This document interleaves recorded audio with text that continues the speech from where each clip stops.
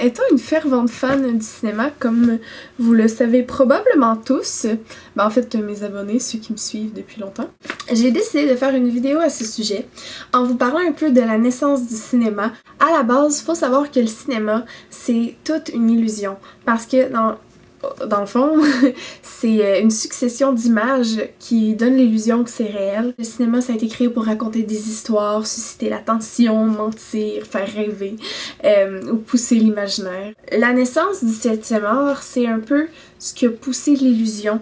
C'est ce que j'aime vraiment autant du cinéma, c'est le fait que peu importe ce que t'as dans la tête, peu importe à quoi tu penses, tu peux le faire. C'est le seul endroit au monde où tu peux tout faire, absolument tout. Puis moi, je vis d'illusions parce que c'est ce que je trouve qu'il y a de plus beau, ce qu'on comprend pas, ce qu'il y a derrière les choses. Le cinéma, à la base, c'est composé de 3 choses capitales qui ont été comme 3 projets composés chacun de leur côté puis qui ont fini par créer le cinéma. Premièrement, la projection, La projection, ça, c'est depuis il y a de cela 3000 ans, avec les ombrages, comme en Extrême-Orient, quand il y avait les théâtres d'ombre. Tout ce qui est le concept de la projection est une des bases du cinéma. Comme l'ancêtre de nos projecteurs aujourd'hui, ce serait la lanterne magique, qui a été créée par Athanas Kircher, milieu du 12e siècle. C'était un savant jésuite allemand. Puis il y a eu aussi l'illusion du mouvement. Dans le fond, comment donner vie aux images, que ce soit bande dessinée ou photographie qui va venir plus tard. Tout ça, ça a commencé à partir de 1820 avec le thaumatrope. Il me semble, thaumatrope. Ouais, ou thaumatrope. Ça, dans le fond, le thaumatrope, c'est comme 2 images avec un fil que tu tirais, puis que l'image, elle se succédait, donc les 2 images de chaque côté, t'avais l'impression qu'ils en formaient qu'une. Puis il y a aussi eu le phénakistiscope.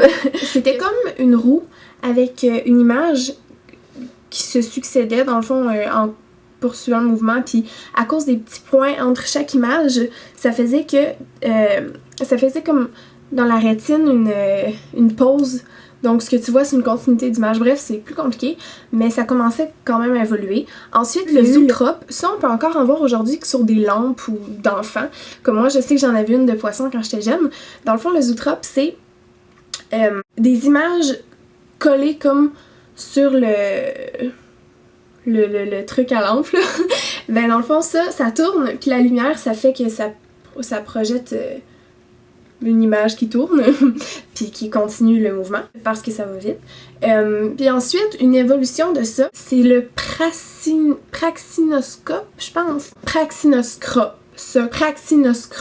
En tout cas, c'est vraiment dur à prononcer, mais c'est un peu le même principe que l'autre d'avant, c'est juste que ça, c'est projeté sur les murs, puis que à cause d'un miroir qui est placé au milieu. Bref, donc on voyait que le fait de l'illusion du mouvement commençait à évoluer. Ça, dans le fond, cette illusion-là s'est créée à cause de la persistance rétinienne qu'a notre œil de conserver une image pendant quand même longtemps, comme quelques fractions de secondes, mais c'est ça qui fait que on est capable d'assimiler une vidéo, admettons, parce qu'il y a tellement d'images par seconde que ton œil n'a pas le temps de voir la coupure. Puis il y a aussi une explication plus détaillée pour ça, mais je veux pas trop m'aventurer sur le sujet. Puis dans le fond, tout ça, ça l'a mené enfin au théâtre optique, créé par Émile René, qui lui faisait des scénarios plus complexes de bande dessinée.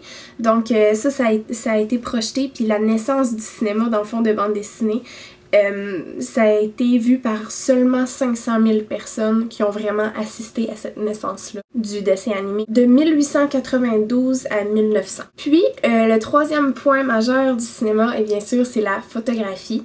Ça dans le fond, c'est parti de Nicéphore Niepce. Ça a commencé en 1824. Dans le fond, ce que ça faisait, c'est que il prenait une photo, mais une photo, dans le fond, c'est la lumière qui brûle comme la pellicule, fait que ça capture le moment. Bref, en tout cas, ça aussi, c'est plus compliqué, mais dans le fond, une photo, c'est ça. Puis avant, la brûlure, le temps que ça sèche, genre, je sais pas trop.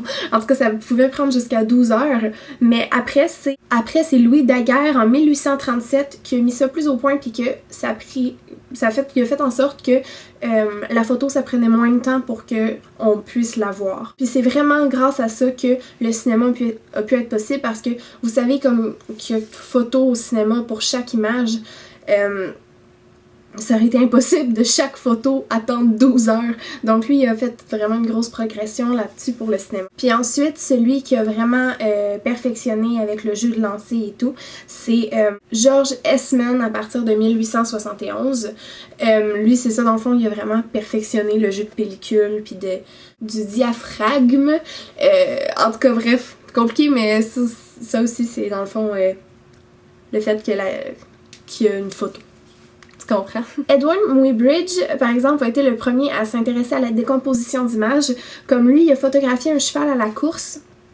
Et puis, il a fait une composition d'images qui a été en voyant le mouvement du cheval. C'était la première fois que quelque chose de réel qui était exposé en mouvement a été créé. Ça a été publié en 1878. Il y a eu ensuite Étienne Jules Maré en 1882 qui a créé le fusil photographique qui permettait de prendre des actions en mouvement. Mais ensuite, c'est George Eastman en 1889 qui a créé la pellicule de 35 mm. Donc c'est ça qui a permis dans le fond à arrêter de voir l'image coupée puis à rendre l'image plus claire. C'est ça qui est à la base du cinéma, la projection, l'illusion du mouvement et la photographie.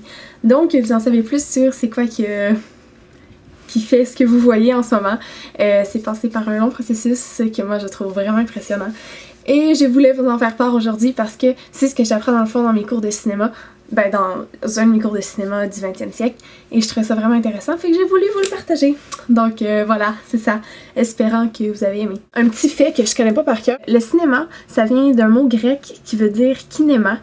Ça signifie mouvement. C'est avec le kinétographe d'Edison que le cinéma il est presque né. Sauf que sa naissance officielle a été faite au cinéma public par les Frères Lumière, parce que dans le fond, le cinéma, c'est ça, c'est le fait de projeter à un large public des films, puis que ce soit payant. C'est ça les 3 P. Payant, public, projection. Les 3 P du cinéma. Donc c'est ça, bye bye.